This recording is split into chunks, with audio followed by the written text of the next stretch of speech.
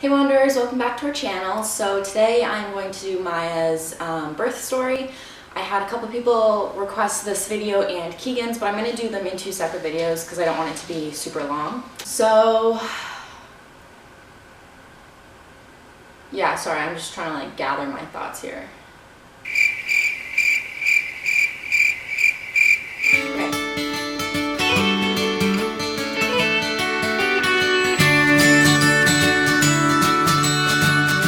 Start with a little backstory on my actual pregnancy. So I found out I was pregnant with Maya when I was actually 3 weeks pregnant. My very first ultrasound I have of her, she's like this teeny tiny little like just this little teeny tiny dot in the ultrasound. The reason I thought I was pregnant, first of all, I was all of a sudden just beyond tired. I was in college at the time and I could not drag my ass out of bed to save my life. It was awful, and that's generally not like me. And the other thing that's kind of, well, it's kind of funny because you wouldn't assume it as like a pregnancy symptom, but I noticed that my skin was literally glowing. Like I had the prettiest skin I've ever had, just shiny and radiant. And I know it's so weird, but that was kind of like, oh, like my skin's not normally like this. I haven't changed anything in like my skincare routine. What's going on? And then when I paired that with the tiredness, I was like, I need to go to the hospital just to like peace of mind. So when I was at the hospital, they did blood work and they tested my HCG levels, I think it is, and they were super high. And so they sent me for an ultrasound, and yeah, they were like, oh, you're about like 3 weeks pregnant. And it's kind of like, what? Like, pardon me? So that's when I found out. That was I think beginning of March, middle of March when I found out. I had a really good pregnancy with Maya. I found out she was a girl around 18 weeks, I believe. I was pregnant with a couple girls from school, or like girls who I went to school with at the time. So yeah, it was like a really good pregnancy until the end. I had to move out of my parents' house, just some like family issues with my brother and stuff like that. It just mentally wasn't good for me to be there at that point, but it's all good. I moved in with Dan's grandparents for the last month of my pregnancy, and I was actually due with Maya November 10th. It was a Sunday, and that is the day that me, Dan, and Dan's brother Dennis moved into our first apartment together. So then I had an OB appointment on the Tuesday, which is November 12th, and the doctor checked me and I was 3.5 centimeters dilated, and he's like, well, are you having contractions? And I was like, no, no. And he's like, well, I'd like to admit you, but you're not having contractions, so let me go talk to the on-call doctor. So he was gone for probably 20 minutes to half an hour, and within that 20 minutes to half an hour, he came back and he checked me and I was 4.5 centimeters, and he's like, what is going on here? I still wasn't contracting. I had just gone from 3.5 to 4.5 centimeters, no contraction. So he's like, as badly as I want to admit you, because technically, I mean, you're in labor, I wasn't having contractions, so it just made no sense. So they sent me home and they said, like, really monitor how you're feeling and stuff like that. So that was fine. My mom came over around 4:30 that night and we were kind of talking, and at that point I started having some lower back discomfort, almost as if I was having like my menstrual cycle. That is so awkward to say. So I had some like lower back discomfort, so I got on my hands and knees and I was kind of just like swaying back and forth, because it wasn't pain, it was just like, do you guys mind? Goodbye. It wasn't pain, it was just, you know, an awkward feeling. So my mom was working nights and she said, like, call me. If you have to go to the hospital, call me because I need to be there. So around, it was between 5:30, 6 o'clock, Dan and I were just like, you know what, let's go to the hospital, let's get you checked out, because Dan worked in Toronto at the time and he had to get up at 4 in the morning to leave for work for the rest of the week, and it was winter, so the chances of him getting back if I went into labor was kind of slim. So we went to the hospital, and around 6:30, I believe it was, Dr. Savasi came in and she checked me and I was 5.5 centimeters.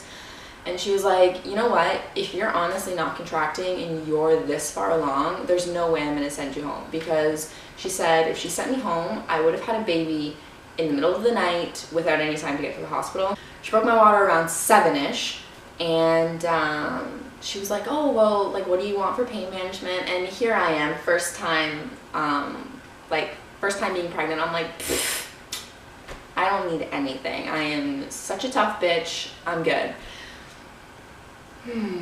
Yeah, so within a couple hours, I went from 5.5 centimeters to 7.5 centimeters, and I wanted to die.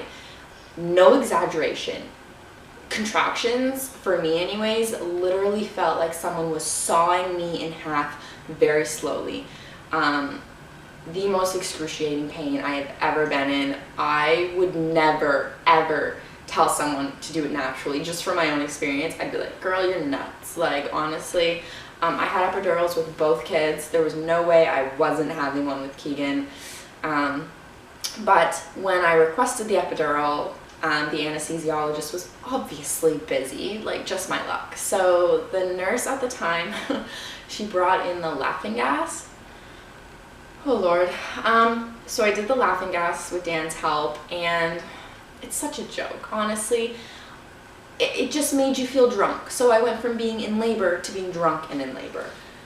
Like, I was still being sawed in half, but I was delirious at the same time. It was awful. I couldn't control anything. I was yelling at Dan. I was calling him names. It was so bad. And after about like 20 minutes, finally the anesthesiologist came in, and some people say like epidurals are uncomfortable and they hurt. From my experience, they don't. And I was in so much pain beforehand that once the epidural was in and I was so relaxed, I was literally like comatose almost. Like, I just laid there. I didn't want to talk. Like, Dan at one point was like, are you okay? Like, you need to talk to me. I need to know that you're okay.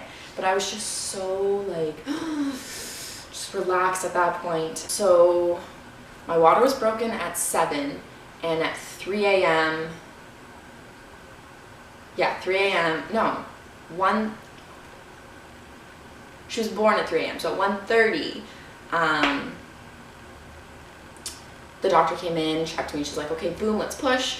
So I pushed for an hour and a half, and it was honestly, oh my God, so like excruciating, and one of the hardest things that I have ever, like my first time in labor. It was awful. I wasn't pushing right, and I couldn't hold my breath for as long as they wanted me to hold down a push, and I was scared because, like, you hear all these gross labor stories, so it was like a terrifying thing. But after an hour and a half of pushing, at exactly 3 a.m., Myah was born. She weighed 9 pounds 3 ounces, and she was 20¼ inches long. She was super healthy. I got to hold her right away. Dan and I actually had her for a solid hour before they actually took her and cleaned her up and did all their tests and blood work and all that kind of stuff. It was just like a really amazing, I mean, obviously it's amazing for everybody, but just like seeing how supportive Dan was, and Dan was crying, and like I remember my mom telling me that when I was like in labor and I was in so much pain, she watched his face and his expressions, and she could see how heartbroken he was to have to watch me go through that, and it just really does bring you closer as a couple. Yeah, so she was born Wednesday, November 13th at 3 a.m. I was in the hospital I had like 2nd-degree tearing and stuff like that, so I had a really rough recovery actually with Myah. She was like an amazing baby. She was super healthy, but I could barely walk after I had her. I kept going from having a fever to not having a fever, so I was super hot and sweaty, and then like freezing and shivering, and the doctors were like, what is going on? Yeah, so we went home Friday night, I believe it was, and I was just so sick. Like all our family was coming to visit, and I just felt like a mess. I felt disgusting. I was in so much pain. I breastfed until this Saturday night, I believe. But I could not, like, physically, I know that kind of sounds like, oh, you gave up so easy, but I physically could not even sit up by myself. So to get up at 2 a.m., 4 a.m., 6 a.m.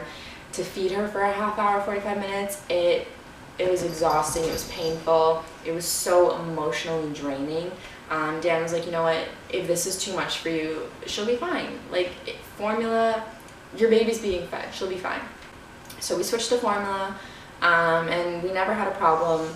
She was always super healthy. So yeah, it was like a really rough recovery. It took me probably 2 weeks before I really felt like myself again, and I was like comfortable and able to really walk and all that kind of stuff. So yeah, I gained 23 pounds, I believe it was, with my pregnancy with Myah. And like I said, she was 9 pounds when she was born. I don't know why I make such big babies. I mean, Dan and I were not big babies when we were born, so it's just so baffling that I had a 9 pound and a 10 pound baby. But yeah, both pregnancies were super amazing. I never had any like complications or anything like that with either kid. And they were super healthy, and they've just been like an insane blessing ever since. So that is my labor and delivery story about Myah. I will do Keegan's, I'm not sure when, but I thought I would start with Myah's because she obviously is the firstborn. Oh my god, I just like go on and on and on and on some days, and ugh. So thank you so much for watching, guys. Don't forget to click that thumbs up button if you liked this video. If you're new to our channel, be sure to subscribe. It's completely free, and I'll see you in our next video. Bye, guys.